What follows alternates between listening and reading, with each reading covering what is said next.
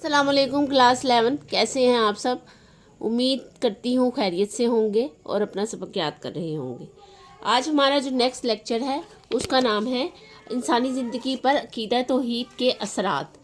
اس میں ہم M C Qs check کریں گے اور یہ امپورٹنٹ لانگ ہے جو بورڈ میں کئی بار آ چکا ہے، ٹھیک ہے؟ یہ آپ نے لازمی کرنا ہے۔ اس کے جو شارٹ کویسچن ہے وہ میں آپ کو بتا دیتی ہوں اور اس میں جو ایم سی کیوز ہیں وہ بھی میں آپ کو بتا دیتی ہوں۔ کئی چیزیں آپ کو نظر بھی آ رہی ہوں گی جیسا کہ میں نے لکھ رکھا ہے، اس طرح آپ کو باقی چیزوں کا بھی پتہ لگ جائے گا۔ عقیدہ توحید میں انسان کی فکر و عمل اور شخصیت میں نمایاں انقلابی تبدیلی رونما ہوتی ہے۔ اس کا جو کویسچن ہے وہ ہے عقیدہ توحید سے کیا تبدیلیاں رونما ہوتی ہیں، تو اس کا یہ والا آنسر آئے گا، ٹھیک ہے؟ یہ شارٹ پہ آپ ٹک کر لیں گے، سب سے پہلا شارٹ یہ ہوگا، ٹھیک ہے؟ جن میں سے چند ایک ہیں عزت نفس، ٹھیک ہے؟ عقیدہ توحید کے اچھا دوسرا یہ بھی ہے کہ عقیدہ توحید سے انسان کی فکر و عمل میں شخصی اور نمایاں انقلابی تبدیلیاں کون سی رونما ہوتی ہیں۔ اس میں آپ شارٹ جو لکھیں گے اس میں صرف نام ایڈ کریں گے۔ عزت نفس، انکسار، وسعت نظر، استقامت اور بہادری، اسی طرح یہاں پر رجائیت اور اطمینان قلب، پرہیزگاری، یہ سارا آپ اس میں لکھ دیں گے یہاں تک، ٹھیک ہے؟ یعنی کہ یہاں تک اس کے نیم لکھ دیں گے اور صاحب پہ مختصر نوٹ لکھنا آتا ہے، وہ مختصر نوٹ میں ہم پڑھ لیتے ہیں کہ ہمارے پاس کس طرح سے آئے گا۔ عزت نفس، مختصر نوٹ لکھے، عقیدہ توحید انسان کو عزت نفس عطا کرتا ہے۔ انسان جب یہ یقین کر لیتا ہے کہ اس کا خالق اور مالک اللہ ہے، وہی طاقت کا سرچشمہ ہے اور وہی قادر المطلق ہے، تو اس عقیدے کی روشنی میں انسان صرف اللہ ہی کے سامنے جھکتا ہے اور اسی سے ڈرتا ہے۔ اب اس کی پیشانی، آنکھوں یا پتھر کی بے جان مورتیوں کے سامنے جھکنے کی ذلت سے محفوظ ہو جاتی ہے۔ علامہ اقبال نے کیا خوب کہا ہے، یہ ایک سجدہ جسے تو گراں سمجھتا ہے، ہزار سجدوں سے دیتا ہے آدمی کو نجات۔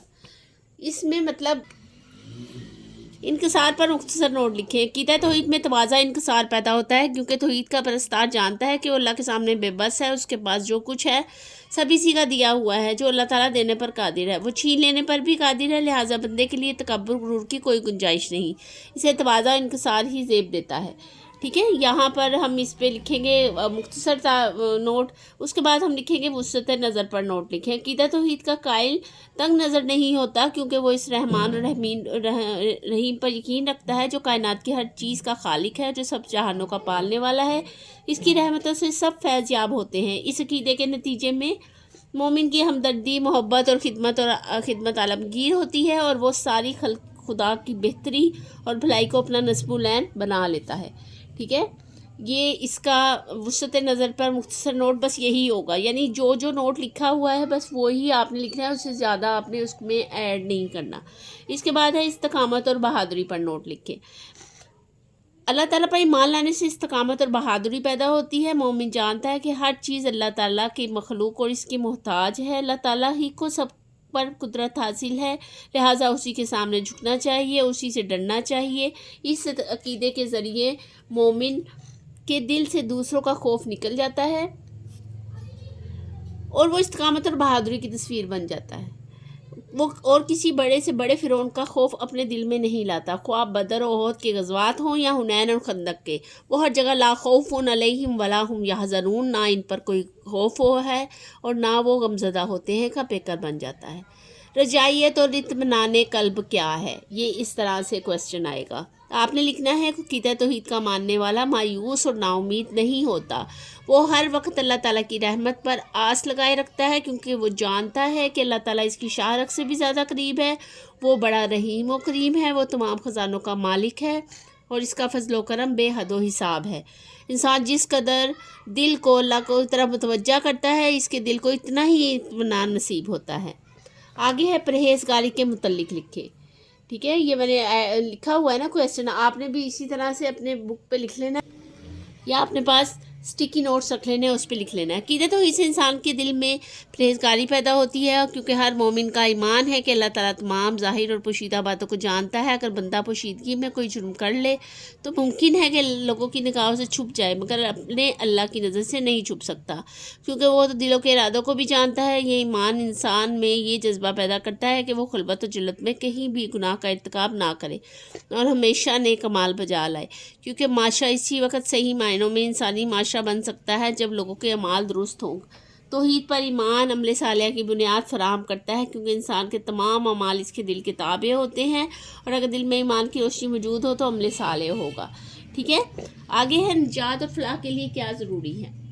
صحیح ہے. ہم نے اس میں دیکھنا ہے کہ اچھا یہاں پہ نا 2 کویسچن بن رہے ہیں. توحید پر ایمان عمل صالح کی بنیاد فراہم کرتا ہے. توحید پر ایمان کیا فراہم کرتا ہے؟ توحید پر ایمان لانے کی کیا وجہ ہے؟ تو اس کا یہ والا آپ آنسر لکھیں گے. یہ MCQs ہے. ٹھیک ہے. یہ نوٹ ڈاؤن کر لیں. اس کے بعد ہے انسان کے اعمال کس کے تابع ہوتے ہیں. یہ آ جاتا ہے خالی جگہ میں بھی آ جائے گا، شارٹ آنسر کویسچن میں بھی آ جائے گا. اس کو بھی آپ نے ایڈ کر لینا ہے. یہاں سے یہاں تک انسان کے تمام اعمال اس کے دل کے تابع ہوتے ہیں. ٹھیک ہے. نجات اور فلاح کے لیے کیا ہونا ضروری ہے؟ یقین چیزوں کا ہونا ضروری ہے. تو یہ والا اس کا آنسر ہے. نجات اور فلاح کے لیے ایمان اور عمل صالح دونوں کا ہونا ضروری ہے. ٹھیک ہے. اس کے بعد ہے ایمان کی پہچان کس چیز سے ہوتی ہے؟ ایمان کی پہچان عمل صالح سے ہوتی ہے. یہ والا بھی ایک شارٹ کویسچن ہے جو آپ نے کر لینا ہے. ویسے میں اس کو ریڈ کر دیتی ہوں تاکہ آپ کو آسانی ہو. اس لیے قرآن مجید میں جا بجا ارشاد ہوا ہے الذین آمنوا وعملوا الصالحات، جو ایمان لائے اور جنہوں نے نیک عمل کیے. جس طرح کوئی درخت اپنے پتے سے پہچانا جاتا ہے، اسی طرح ایمان کی پہچان عمل صالح سے ہوتی ہے. اگر کوئی شخص ایمان سے ایمان کا دعویٰ کرتا ہے مگر اس کے اعمال اچھے نہیں، تو یہی سمجھا جائے گا کہ ایمان نے اس کی دل کی گہرائیوں میں پوری طرح جگہ نہیں بنائی. غرض یہ کہ عقیدہ توحید اس بات کا تقاضا کرتا ہے کہ نیک اعمال بجا لائے جائیں اور برے اعمال سے بچا جائے. یہ ہمارا آج کا لیکچر تھا، اور امید کرتی ہوں کہ آج کا لیکچر آپ کو اچھے سے سمجھ آیا ہوگا، جس میں آپ کو یہ پتہ لگا ہے کہ ہماری انسانی زندگی پر عقیدہ توحید کے کیا اثرات ہیں.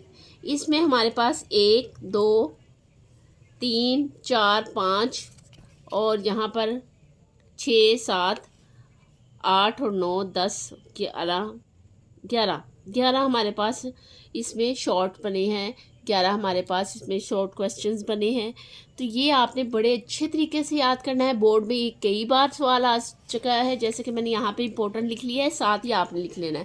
میں نے آپ کو کہا تھا کہ میں ہر سوال کے بتا دوں گی یہ امپورٹنٹ ہے یا نہیں. اس کے بعد میں ایک الگ سے بھی ویڈیو بنا دوں گی جس میں پوری بک کے امپورٹنٹ اور شارٹ اور لانگ کویسچنز ہوں گے.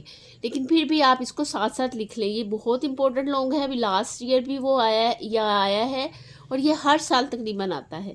ٹھیک ہے. آپ نے اس کو لکھ لینا ہے اور اس کے سارے شارٹ آنسر کویسچن دیکھ لینے ہیں. امید کرتی ہوں کہ آج کی ویڈیو آپ کو پسند آئی ہوگی. اپنا بہت سارا خیال رکھیں اور دعاؤں میں یاد رکھیں. نیکسٹ ویڈیو کے لیے ملتے ہیں نیکسٹ ویڈیو میں. تب تک کے لیے اللہ حافظ.